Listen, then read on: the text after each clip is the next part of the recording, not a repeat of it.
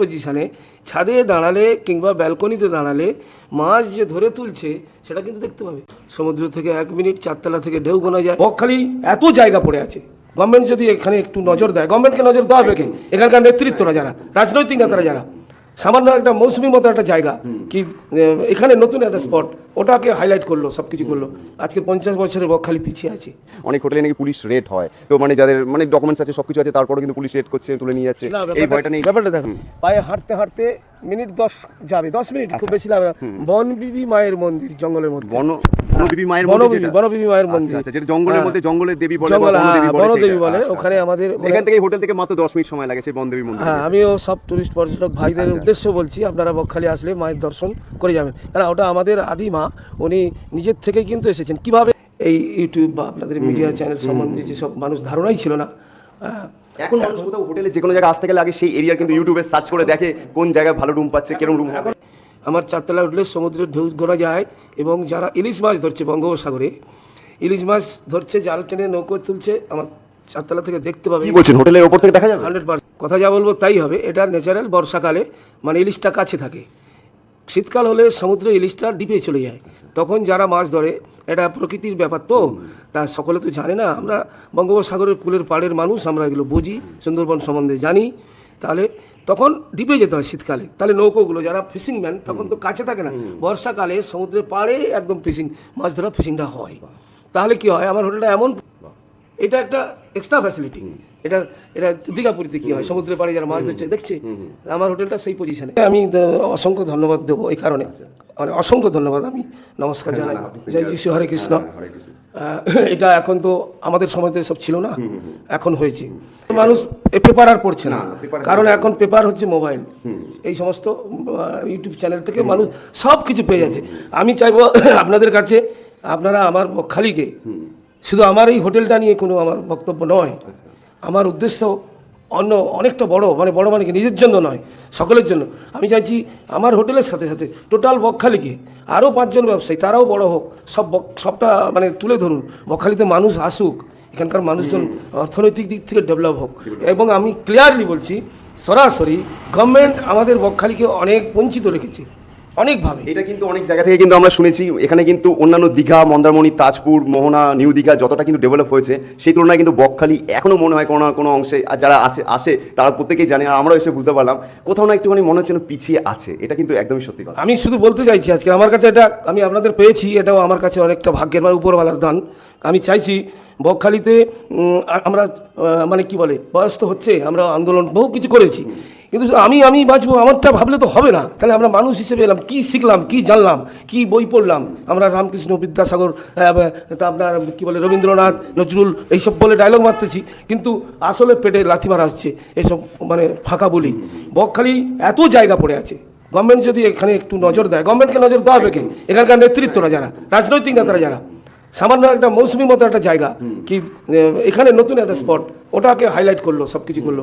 আজকে 50 বছরের বকখালি পিছিয়ে আছে। মানে কি কারণ, এর পেছনে কি কারণ থাকতে পারে? এটার ব্যাখ্যা আমি আপনাকে কি দেবো, করলে তো গভর্নমেন্ট করবে। বকখালিতে একসময় যথেষ্ট মানে টুরিস্টদের একটা আকর্ষণীয় জায়গা ছিল, প্রচুর বাংলা সিনেমার শুটিং, টালিগঞ্জ থেকে প্রচুর শুটিংয়ের লোকেরা প্রচুর শুটিং হয়েছে এখানে, তো সেই তুলনায় আজকে কেন পিছিয়ে? ব্রিজ হয়ে যাওয়ার পরে আমরা ভাবছিলাম যে বকখালির মানুষের দুঃখ দুর্দশা ঘুচলো, যারা কুমিরে হরিণে লড়াই করে সুন্দরবনকে আজকের মানুষের বসবাসে রূপান্তরিত করেছে, যারা জল জঙ্গল কুমির বাঘের এলাকা, তাহলে সেই সব মানুষ সুখের আলো পেয়েছিল যখন আশায় বুক বেঁধেছিল যে ব্রিজ হবে, ব্রিজ হলে থাকবে। কিন্তু ব্রিজ তো হলো, মানুষ এসে দেখবে কি? এখানে লাইট ছিল সমুদ্রের পাশে, আজ থেকে 15 বছর আগে, 10-12 বছর আগে হবে, সারা রাত আলো জ্বলতো। যা ইয়াস ঝড় বুলবুল আমফান গেল, ওই যা গেল, যেটা গেল সেটা আর হলো না। এখানে টাওয়ার ছিল সমুদ্র পাড়ে, টুরিস্টরা একটু বিনোদন আবেদন করবে, তারা একটু উপরে দেখবে, প্রকৃতি দেখবে, ভেঙে গেল, আর হলো না, বুঝতে পারলেন? রিজার্ভ ফরেস্ট একটা টাওয়ার করেছিল বনের মধ্যে, জঙ্গলের মধ্যে, সুন্দর একটা বড় টাওয়ার হয়েছিল, ভেঙে গেল। ঝড় তো হতেই পারে, ঘর ভাঙলে মেরামত করতে হবে।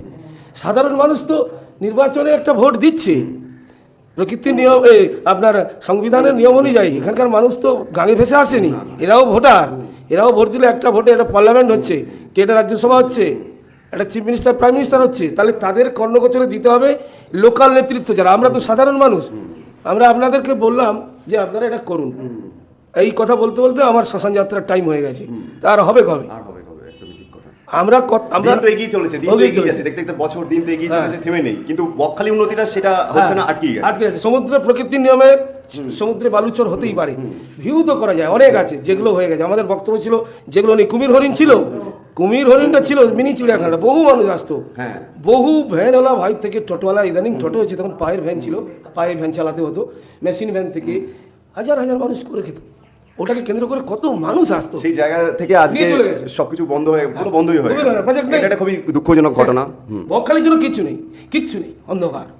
এই হচ্ছে, এটা আমাদের কথা। কিন্তু আমরা কথা বলবো, রাজার রাজ্যতে বাস করছি, প্রজাকে রাজা যেখানে যেমন দেখছে তেমন মেনে নিতে হচ্ছে মাথা নিচু করে। শুধু আপনারা এই বকখালিটাকে তুলে ধরুন, আর আমার এই বক্তব্যটা আমি যেটা বললাম এটাকেও তুলে ধরুন, যাতে অন্তত বোধোদয় হয় যে ফ্রেজারগঞ্জ অঞ্চল তথা নামখানা ব্লক অনেকগুলো অঞ্চল আছে, ওখানেও কিছু মানুষ বাস করে, তারা জঙ্গলের জারুয়ানা, তারাও মানুষ, তারাও মানুষ। ওখানে থেকে যখন সিবিজে নামবে, পায়ে হাঁটতে হাঁটতে মিনিট 10 যাবে, 10 মিনিট খুব বেশি লাগবে না। বনবিবি মায়ের মন্দির জঙ্গলের মধ্যে, বনবিবি মায়ের মন্দির, বনবিবি মায়ের মন্দির, যেটা জঙ্গলের মধ্যে, জঙ্গলের দেবী বলে, বনদেবী বলে। ওখানে আমাদের এখান থেকে হোটেল থেকে মাত্র 10 মিনিট সময় লাগে সেই বনদেবী মন্দির। হ্যাঁ, আমিও সব টুরিস্ট পর্যটক ভাইদের উদ্দেশ্য বলছি, আপনারা বকখালি আসলে মায়ের দর্শন করে যাবেন, কারণ ওটা আমাদের আদিমা, উনি নিজের থেকে কিন্তু এসেছেন। কিভাবে এসেছেন, যে কেউ মন্দির করেছে এরকম না, উনি কিন্তু নিজের থেকেই এসেছে, ঠিক আছে। তারপরে মানুষজন সেটাকে বাবা মাকে তো শ্রদ্ধা করে, যে মা তাকে তো করতেই হবে, তাই না? তাহলে মানুষের নজর পড়ছে, এবারে মায়ের সেবা পুজো যা হচ্ছে এবার আস্তে আস্তে করে ডেভেলপ হচ্ছে, তারা যেন মাকে দর্শন করে যায়, মায়ের। তো প্রত্যেক দর্শক বন্ধুর উদ্দেশ্যে কিন্তু উনি বললো, যারা আপনারা বকখালি আসবেন অবশ্যই চেষ্টা করবেন এখানে বনদেবী যে মা আছে বকখালি, সেই মায়ের দর্শন করে যাওয়ার। তো আপনারা যদি অনেকে ভাবেন আনম্যারিড কাপল যাবো, কি হবে, অনেক জায়গায় কিন্তু শোনা যায়, কানাঘুষো শোনা যায়, অনেক হোটেলে নাকি পুলিশ রেড মারে, আনম্যারিড কাপলদের গেলে অনেক সমস্যা হতে পারে, পুলিশ রেড করবে, কি হবে, এরকম কি কোনো ভয় আছে এখানে? হ্যাঁ, যখন কেউ যদি নিয়ম বহির্ভূত কাজ করে, প্রশাসন তো হস্তক্ষেপ করবেই। মানে দুজনে অ্যাডাল্ট যদি আসছে, কোনো কাপল আসতো, তাদের ডকুমেন্টস আছে, বৈধ ডকুমেন্টস আছে, ধরুন আধার কার্ড, ভোটার কার্ড এগুলো আছে, তারপর কি রুমে থাকলে কি পুলিশের কোনো ভয় থাকে? না, ওয়েলকাম, প্রশাসন কোনোভাবে আপনার ডিস্টার্ব করবে না, কোনোভাবে। এই গ্যারান্টি দিয়ে দিল। অনেকে ভয় পায় বকখালিতে যাবো, এরকম হবে, মানে কি হবে, পুলিশ কি বলবে, উইদাউট মানে কোনো আনম্যারিড কাপল কি হবে। অনেকের বকখালি সম্পর্কে কিন্তু এই কথাটা মানে শুনেছি, আমি নিজেও শুনেছি, পার্সোনালি আমি বলবো যে বকখালিতে নাকি অনেক হোটেলে নাকি পুলিশ রেড হয়, তো মানে যাদের মানে ডকুমেন্টস আছে, সবকিছু আছে, তারপরেও কিন্তু পুলিশ রেড করছে, তুলে নিয়ে যাচ্ছে, এই ভয়টা নেই। ব্যাপারটা দেখুন, যাক, প্রশাসন যেখানে শক্তপোক্ত হয় সেখানকার মানুষজনের সুখে স্বাচ্ছন্দ্যে থাকে।